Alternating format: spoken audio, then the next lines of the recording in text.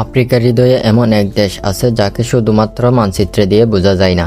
এটি এমন একটি ভূমি যেখানে হাজার বছর আগের পাথরের নগরী আজও দাঁড়িয়ে আছে ইতিহাসের সাক্ষী হয়ে, যেখানে পৃথিবীর অন্যতম ভয়ঙ্কর সুন্দর জলপ্রপাত দিনরাত গর্জন করে, যেখানে প্রকৃতি এখনও মানুষের চেয়ে বেশি শক্তিশালী। এই দেশ যুদ্ধে দেখেছে, উপনিবেশ দেখেছে, দারিদ্র্য দেখেছে, তবু হারিয়ে যায়নি তার আত্মা। আজ আমরা যাত্রা করব আফ্রিকার রহস্যময় দেশ জিম্বাবুয়ের পথে। জানব তার ইতিহাস, ঐতিহ্য, সংস্কৃতি, অর্থনীতি এবং সব দর্শনীয় স্থান যেগুলো দেখলে মনে হবে পৃথিবীর বাইরের কোনো জগতে চলে এসেছেন।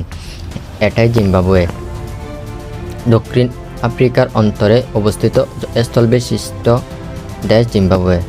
এর উত্তরে জাম্বিয়া, পূর্বে মোজাম্বিক, দক্ষিণে আফ্রিকা এবং পশ্চিমে বাতসোয়ানা। দেশটির রাজধানী হারারে। জিম্বাবুয়ে নামটির অর্থ পাথরের বিশালগড়। দেশটির অধিকাংশ অঞ্চল উঁচু মালভূমি এবং সাভানায় ঘেরা। এখান দিয়ে বয়ে গেছে জাম্বেজি নদী, যা সৃষ্টি করেছে পৃথিবীর অন্যতম বিশ্ব ভিক্টোরিয়া ফসল। আজ থেকে প্রায় 1000 বছর আগে যখন ইউরোপের বহু অঞ্চল অন্ধকার যুগে ডুবেছিল, তখন আফ্রিকার এই ভূমিতে গড়ে উঠেছিল এক শক্তিশালী সভ্যতা। গ্রেট জিম্বাবুয়ে ছিল সেই সাম্রাজ্যের রাজধানী। বিশাল পাথরের দেয়াল, রাজকীয় টাওয়ার, ধর্মীয় কেন্দ্র, সব কিছু তৈরি হয়েছিল কোনো ধরনের সিমেন্ট ছাড়া। ইতিহাসবিদদের মতে এখানে প্রায় 20,000 মানুষ বসবাস করত। এই অঞ্চল ছিল স্বর্ণ ও হাতির দাঁতের বিশাল বাণিজ্য কেন্দ্র। আরব ব্যবসায়ীরা ভারত মহাসাগর পেরিয়ে এখানে আসত। চীন ও ভারতের সাথেও ছিল বাণিজ্যিক যোগাযোগ। আজও গ্রেট জিম্বাবুয়ের ধ্বংসাবশেষ আফ্রিকার অন্যতম রহস্যময় প্রত্নতান্ত্রিক নিদর্শন।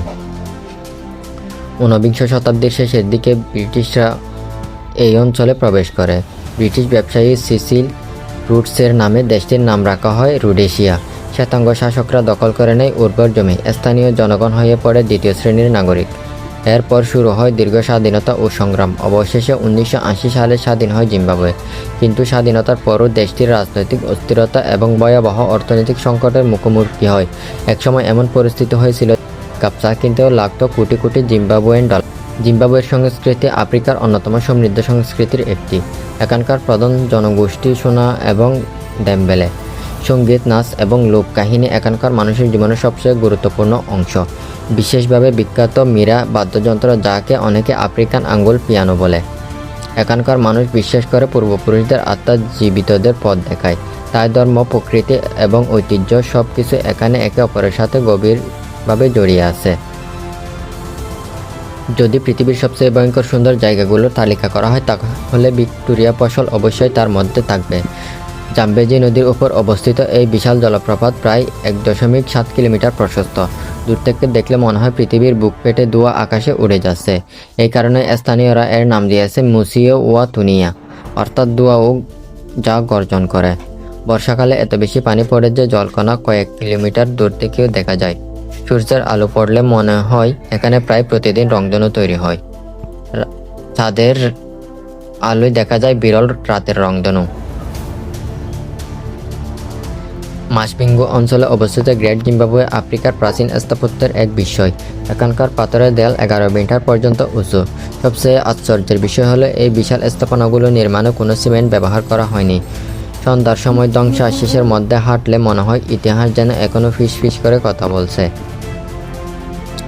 হুয়াঙ্গে জাতীয় উদ্যান জিম্বাবুয়ের সবচেয়ে বড় বন্যপ্রাণী সংরক্ষণ এলাকা। এখানে রয়েছে হাজার হাজার হাতি। এছাড়াও সিংহ, চিতা, জিরাফ, জেব্রা এবং আফ্রিকান বনু কুকুর দেখা যায়। রাতের বেলায় দূরে সিংহের গর্জন আর ঝিঁঝি পোকার শব্দ মিলে তৈরি করে এক ভয়ঙ্কর সুন্দর পরিবেশ।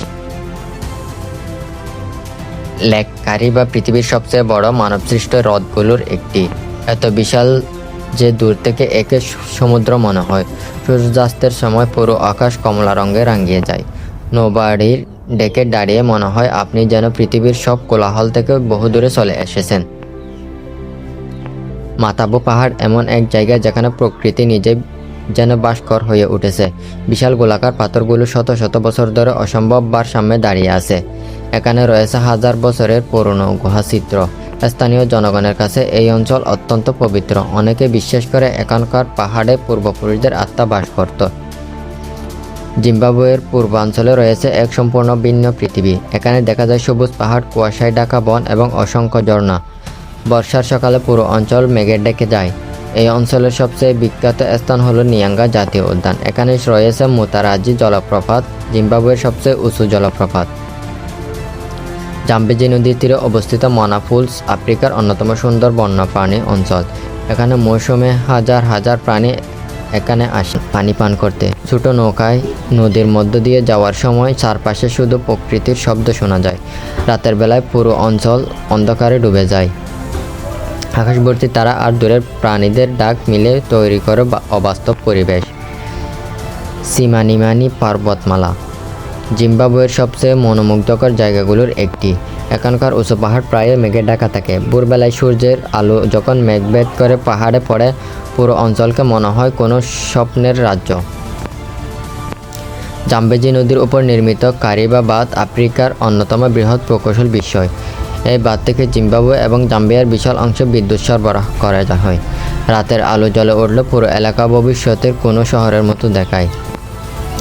আজকের জিম্বাবুয়ে এখনও সংগ্রাম করছে অর্থনৈতিক সংকটের বিরুদ্ধে, তবে তরুণ প্রজন্ম নতুন আশা দেখছে। পর্যটন, প্রযুক্তি এবং খনিজ সম্পদকে কেন্দ্র করে ধীরে ধীরে বদলাচ্ছে দেশটি।